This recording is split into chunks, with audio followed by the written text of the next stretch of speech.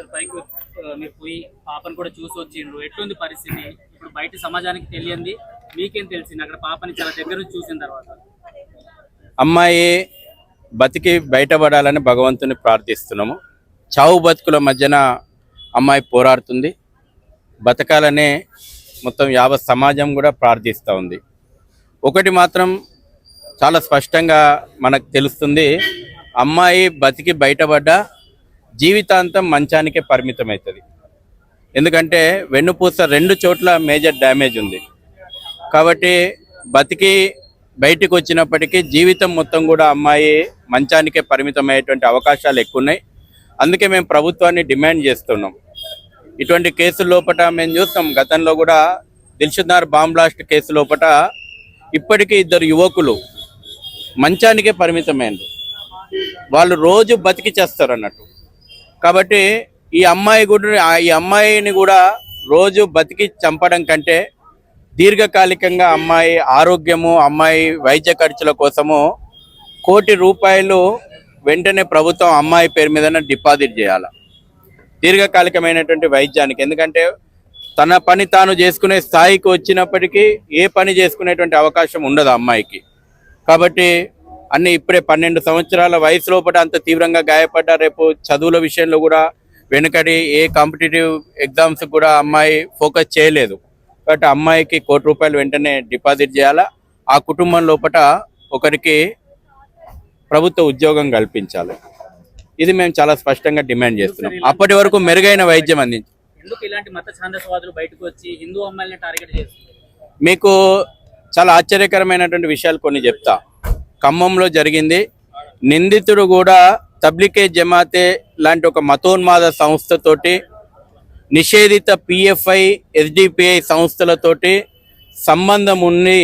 అందుకే ఈ రకమైనటువంటి ఒక మతోన్మాదాన్ని ప్రదర్శించిండు అనేటువంటి అనేక ఆరోపణలు ఉన్నాయి. దీనిపైన పూర్తి స్థాయి విచారణ జరపాల.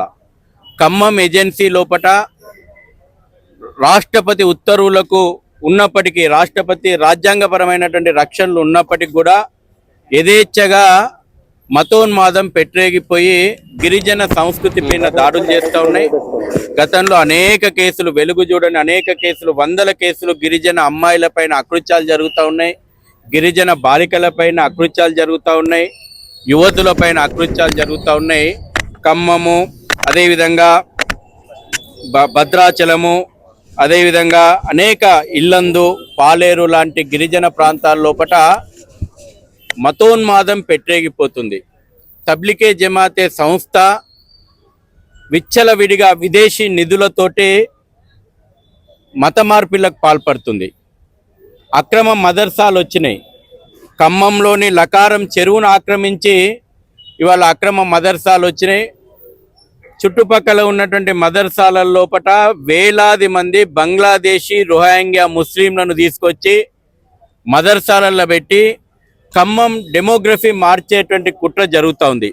గతంలో అనేక సార్లు కలెక్టర్ దృష్టికి, అక్కడ ఉన్నటువంటి పోలీసు దృష్టికి కూడా మేము ఈ విషయం తీసుకొచ్చినాం. అయినా ఓటు బ్యాంకు రాజకీయాలు ఇవాళ వాటి మీద చర్యలు తీసుకోవడం లోపల వెనుకడిగేస్తున్నాయి. మనం కూడా ఇవాళ చూస్తున్నాం, ఇక్కడ సెలెక్టివ్ సెక్యులరిజం. ఇవాళ బాధితురాలు హిందూ మహిళ అమ్మాయి, నిందితుడు ముస్లిము. కాబట్టి ఏ సెక్యులర్ గొంతు మాట్లాడదు, ఏ హక్కుల సంఘాలు రావు, ఏ బాలల సంఘాలు రావు, ఏ మహిళా సంఘాలు రావు. ఎందుకంటే నిందితుడు ముస్లిము, బాధితురాలు అమ్మాయి హిందువు. ఈ కేసులనే కాదు, అనేక కేసులలో మనం చూస్తున్నాం. ఇవాళ మీడియా కూడా, మెయిన్ స్ట్రీమ్ మీడియా కూడా దీనికి చాలా చిన్న విషయం వాళ్ళకి ఇది. ఇవాళ నేను అడుగుతా ఉన్నా, బాధితురాల పక్షాన, ఒక అమ్మాయి పక్షాన ఇవాళ మొత్తం సమాజం నిలబడాల్సినటువంటి అవసరం ఉంది. వాస్తవాలు ఏదో వెలుగు చూడాలి. కెమెరాలు ఎందుకు పనిచేయలేదు? సంఘటన జరగంగానే కెమెరాలు ఎందుకు పనిచేయలేదు? తర్వాత కేసు మొదటగా యాక్సిడెంట్ కేసుగా ఎట్లా నమోదు చేశారు? ఒక పక్కన అమ్మాయికి రక్తస్రావం అవుతుంటే యాక్సిడెంట్ కేసుగా నమోదు చేయడం లోపలనే ఈ కేసును నీరుగార్చేటువంటి ప్రయత్నం జరిగిందనేటువంటిది అనుమానాలు ఉన్నాయి. అందుకే మేము హైకోర్టు రిటైర్డ్ జడ్జి తోటి ఒక కమిటీ ఏర్పాటు చేసి, ఆ కమిటీ రోజువారీ పర్యవేక్షణ లోపల ఫాస్ట్ ట్రాక్ కోర్టు ద్వారా నిందితుడిని కఠినంగా శిక్ష పడేలాగా చేయాలని. ఎందుకంటే తల్లిదండ్రులు ఇద్దరు కూడా అమాయకులు, చదువుకోలేదు, వాళ్ళకి అసలు ఇప్పుడు ఏం జరుగుతుందో తెలియస్తలేదు. ఆ అమ్మాయి భయంలో ఉంది ఇంకా. కాబట్టి రేపు తప్పకుండా ఇది, ఎందుకంటే ఈ రాష్ట్రం లోపల రాజకీయాలు మనం చూస్తున్నాం. రేవంత్ రెడ్డి మాట్లాడిండు, అదే ఖమ్మం జిల్లా మంత్రి తుమ్మల నాగేశ్వరరావు కూడా ఎన్నికలప్పుడు మాట్లాడిండు, ముస్లిమ్స్ అంటే కాంగ్రెస్, కాంగ్రెస్ అంటే ముస్లిమ్స్ అని.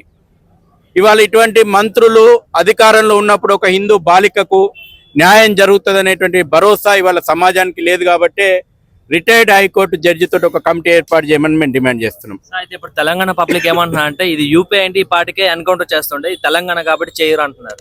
అది ఎంతవరకు కరెక్ట్ సార్? వేరే రాష్ట్రాల్లో జరిగితే బుల్డోజర్ యాక్షన్లు జరుగుతుంది, అలాంటిది ఏమైనా రావాలా? ఇక్కడ రజాకార్ ఎజెండా నడుస్తుంది కదా. ఇక్కడ పోలీస్ యాక్ట్ చేయాలంటే రాజ్యాంగం ప్రకారం యాక్ట్ చేసేటువంటి స్వేచ్ఛ లేదు కదా పోలీసుకు. దారుస్థలం నుంచి ఆర్డర్ రావాలా, దారుస్థలం నుంచి ఓకే ఓకే గో హెడ్ అంటే పోలీస్ యాక్ట్ చేస్తుంది, దారుస్థలం నుంచి ఓకే స్టాప్ అంటే పోలీస్ ఆగిపోతుంది. ఇది కదా సీఎంఓ ఆఫీస్ను ఎవరు శాసిస్తున్నారు? ఇవాళ సీఎంఓ ఆఫీస్ను ఎవరు శాసిస్తున్నారో ఇవాళ చర్చ జరగాల్సినటువంటి అవసరం ఉంది. రాష్ట్రం లోపల ఎవరు శాసిస్తున్నారు సీఎంఓ ఆఫీస్ను?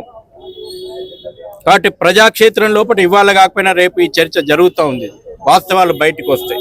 నిందితుడు బీఆర్ఎస్ పార్టీకి చెందిన వ్యక్తి అంటున్నారు, దానివల్ల ఇప్పుడు కేటీఆర్ గానీ ఎవరికైనా మాట్లాడలేదు. ఇప్పుడు నేను రాజకీయాలకు అతీతంగా నిందితుడు సరే, అది మీరు చేసినటువంటి టీఆర్ఎస్ కార్యక్రమాల్లో పాల్గొన్నాడు, టీఆర్ఎస్ జెండాలతో ఉన్నాడు. టీఆర్ఎస్ పార్టీ మరి ఇప్పటి వరకు సస్పెండ్ చేస్తుందా, కొనసాగిస్తుందా? ఇప్పటివరకు సస్పెండ్ కూడా చేయనట్టున్నది.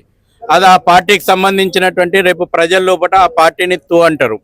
నేను ఇవాళ స్పష్టంగా ఆరోపణ చేస్తున్నా, నిందితుడు నిషేధిత పిఎఫ్ఐ తోటి సంబంధాలు ఉన్నాయని ఆరోపణలు ఉన్నాయి. నిందితుడు తబ్లికే జమాతే లాంటి మతోన్మాద సంస్థతోటి లింకులు ఉన్నాయనేటువంటి ఆరోపణలు ఉన్నాయి. వాటిపైన దర్యాప్తు చేసి నిజాలు తేల్చండి. ఎందుకు వస్తుంది ఇవాళ? ఏ మతోన్మాదం ఇవాళ హిందువుల పైన దాడులు జరపమని చెప్తా ఉంది? ఇవాళ 12 సంవత్సరాలు ఒక అమాయకురాలైనటువంటి ఆడపిల్ల మీద ఏ మతోన్మాదం పురిగొల్పింది మిమ్మల్ని అత్యాచారం చేయమని చెప్పి? ఈ ఒక్క సంఘటన జరగాదు. నేను అందుకే పదే పదే చెప్తున్నాను, ఖమ్మం లాంటి గిరిజన ప్రాంతం లోపల, ఏజెన్సీ ప్రాంతం లోపల ప్రతిరోజు అమాయకులైనటువంటి గిరిజన, ఎస్సీ, ఎస్టీ, బీసీ అమాయకుల పైన అకృత్యాలు ప్రతిరోజు జరుగుతూ ఉన్నాయి. ఈ రాష్ట్రం లోపల ఈ ప్రభుత్వం ఒక వైట్ పేపర్ రిలీజ్ చేయండి, ఎవడు అకృత్యాలకు పాల్పడుతున్నది, ఏ మతోన్మాదం పురిగొల్పుతుందంటే నిందితుల యొక్క కేసు వివరాలు మొత్తం ఈ రాష్ట్రం లోపల ఉన్నటువంటి వివరాలు బహిర్గతం చేయండి. అప్పుడు ఏ మతోన్మాదం హిందువుల మీద అకృత్యాలు చేయడానికి పురిగొల్పుతుందో స్పష్టమవుతుంది. హిందువుల పైన ఇన్ని అత్యాచారాలు జరిగినా సరే ఇంకా ఎందుకు వాళ్ళతో కలిసి ఉంటున్నారు? వాళ్ళకి సపోర్ట్ చేసిన పార్టీలకి ఎందుకు సపోర్ట్ చేస్తారు? అర్థం కాలే ప్రశ్న. అంటే ఇప్పుడు ఏదైతే హిందువుల పైన అత్యాచారాలు జరుగుతున్నాయి కానీ సార్, ఎందుకు మరి పబ్లిక్ కూడా వాళ్ళకే సపోర్ట్ చేస్తున్నారు? నెక్స్ట్ ఎవరైతే అత్యాచారాలు చేస్తున్నారో వాళ్ళకి సపోర్ట్ చేసిన గవర్నమెంట్ కి పబ్లిక్ కూడా ఎందుకు సపోర్ట్ చేస్తుంది? వస్తుంది దారుస్థలం ఎజెండా మీదకి బుల్డోజర్లు పోయే రోజు ఈ రోజు కాకపోయినా రేపు ఈ పాపం మండుతుంది కదా. ఇగో ఇటువంటి ముక్కుపచ్చలారినటువంటి అమాయకులైనటువంటి ఆడపిల్లల ఉసురు, ఈ రాష్ట్రం లోపల తల్లుల ఉసురు, గోమాతల ఉసురు తలిగి ఈ రాష్ట్రం లోపల రజాకార్ ఎజెండా మీదకి బొంద పెట్టేటువంటి రోజు, రజాకార్ ఎజెండా మీదకి బుల్డోజర్లు పోయేటువంటి రోజు వస్తుంది.